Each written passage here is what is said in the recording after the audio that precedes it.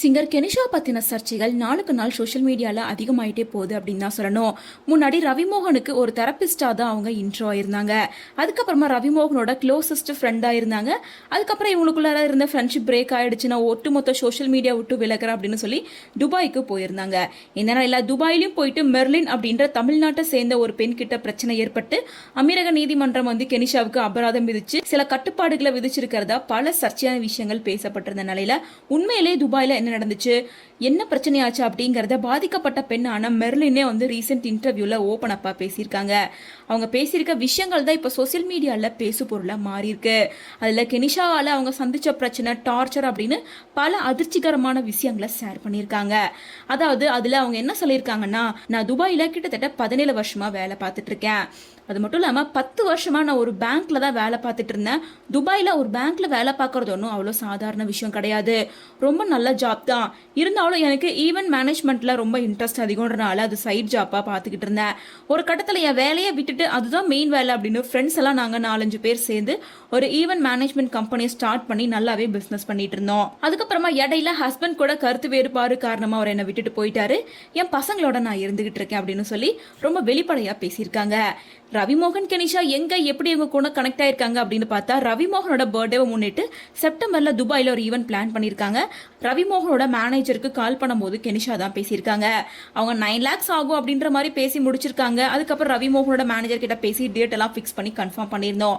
So ஆகஸ்ட்ல ஒரு time visit பண்றதுக்காக Ravi Mohan Kenisha 2 பேருமே வந்திருந்தாங்க. அப்போ ஃபர்ஸ்ட் மீட்ல நானும் கெனிஷாவும் ரொம்பவே க்ளோஸ் ஆயிட்டோம். எங்க 2 பேருக்குள்ளார நல்ல பாண்டிங் இருந்தது. அதை தொடர்ந்து என்னை பத்தி எல்லா விஷயத்தையும் அவங்க சொல்லியிருக்காங்க. அது எனக்கு ரொம்ப அதிர்ச்சியா இருந்தது. நான் 17 வருஷம் மேரேஜ் லைஃப்ல வாழ்ந்தது, என்னோட பசங்க நாங்க பிரிஞ்சிருக்கிறது அப்படின்னு என் பர்சனல் லைஃப்ல நடந்த எல்லா விஷயத்தையும் அவங்க சொல்லும் போது எனக்கு கொஞ்சம் அதிர்ச்சியா தான் இருந்தது. இதை பத்தி எப்படி நீங்க தெரிஞ்சுக்கிட்டீங்க அப்படின்னு நான் கேட்கும்போது, நான் ஸ்பிரிச்சுவல் தெரபிஸ்ட், எனக்கு எல்லாமே தெரியும். நான் ரவிமோகன் கூட ஃப்ரெண்ட் ஆனதுக்கு காரணமே தெரபிஸ்ட் மூலமா தான் அப்படின்னு சொல்லியிருந்தாங்க. அப்ப வரைக்குமே கெனிஷா வந்து ஒரு தெரபிஸ்ட், ஒரு ஹீலர், ஹீலிங் சென்டர் வச்சிருக்காங்க, சிங்கர் அப்படின்னு தான் நினைச்சிட்டு இருந்தேன். அவங்க ஸ்பிரிச்சுவல் தெரபிஸ்ட் அப்படின்னு சொல்லும் போது எனக்கு கொஞ்சம் அதிர்ச்சியா தான் இருந்தது. இந்த விஷயம் எனக்கு சுவாரஸ்யமா இருந்தாலும் இது எப்படி உங்களுக்கு தெரியும் அப்படின்ற குழப்பம் எனக்கு இருந்துகிட்டே தான் இருக்கும். அது மட்டும் இல்லாம எனக்கு இங்க துபாயில நிறைய பிசினஸ் மேன் இருக்காங்கன்னு தெரியும். நீங்க ரெஃபர் பண்ணுங்க, அதுல 15% வந்து நான் உங்களுக்கு அமௌண்ட்டை கொடுத்துறேன்னு சொல்லி என்கிட்ட டீல் பேசினாங்க. ஃபர்ஸ்ட் என்னை பத்தி எப்படி அவங்க கண்டுபிடிச்சாங்கன்னே தெரியலன்ற குழப்பத்துல நான் இருந்ததால இந்த டீலுக்கு நான் ஒத்துக்கவும் இல்லை. அதுக்கப்புறமா அவங்க அடுத்த நாள் காலையில வந்து மீட் பண்ணுங்க, உங்களை பத்தி மேலும் சில விஷயங்களை நான் சொல்றேன், அதுக்கு பணம் ரெடியா வச்சுக்கோங்கன்னு சொல்லும்போது எனக்கு பெருசா இன்ட்ரெஸ்ட் இல்லை அப்படின்றனால அவங்களுக்கு திரும்ப நான் கால் பண்ணவும் இல்லை. அவங்க கால் பண்ணப்ப நான் எடுக்கவும் இல்லை.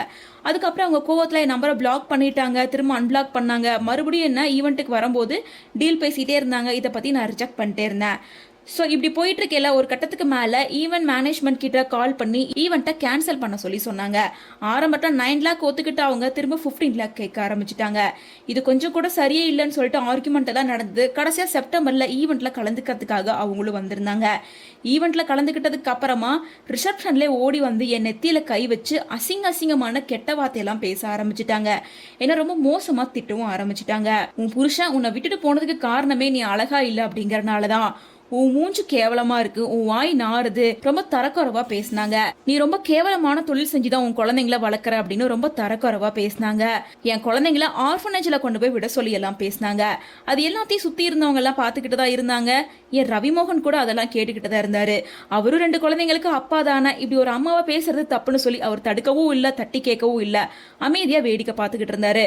நான் போன்ல பேசும்போது அவ்வளோ நல்லா பேசின ஒரு ஸ்டார் இப்படி அமைதியா இதெல்லாம் கேட்டுக்கிட்டுறது என்னால கொஞ்சம் கூட ஏத்துக்க முடியாம இருந்துச்சு. அதுக்கப்புறமா அந்த பிரச்சனை பெருசாச்சு. நான் 3 விதமான கம்ப்ளைண்ட்டை அவங்க மேலே கொடுத்தேன். அந்த கம்ப்ளைண்ட்டோட அடிப்படையில தான் வந்து 1.5 லட்சம் ரூபாய் அவதாரமா அமீரக நீதிமன்றம் எனக்கு கொடுக்க சொல்லி கெனிஷாவுக்கு ஆர்டர் போட்டிருந்தாங்க. அதை தொடர்ந்து இன்னும் 2 வழக்கு பெண்டிங்ல இருக்கு அப்படின்னு சொல்லி மெர்லின் ரொம்ப கண்ணீரோட இந்த விஷயங்கள் எல்லாத்தையும் ஷேர் பண்ணியிருக்காங்க. எல்லாருமே வந்து கெனிஷா ஈவெண்ட்ல ஒரு பொண்ணை தகாத வார்த்தையில பேசிட்டதால 1 லட்சம் அபராதம் அப்படின்னும் மேலும் நிறைய ரெஸ்ட்ரிக்ஷனை கொண்டு வந்திருக்காங்கன்றத மட்டும்தான் தெரியும். ஸோ அதுக்கு பின்னாடி இவ்வளோ பெரிய ஸ்டோரி இருக்கு அப்படின்னு பலருமே இதை அதிர்ச்சியோட கேட்டுட்டு இருக்காங்க. ஸோ இதை பத்தி உங்களோட ஒப்பீனியன் என்ன அப்படின்றத கமெண்ட்ஸ் மூலமா ஷேர் பண்ணுங்க.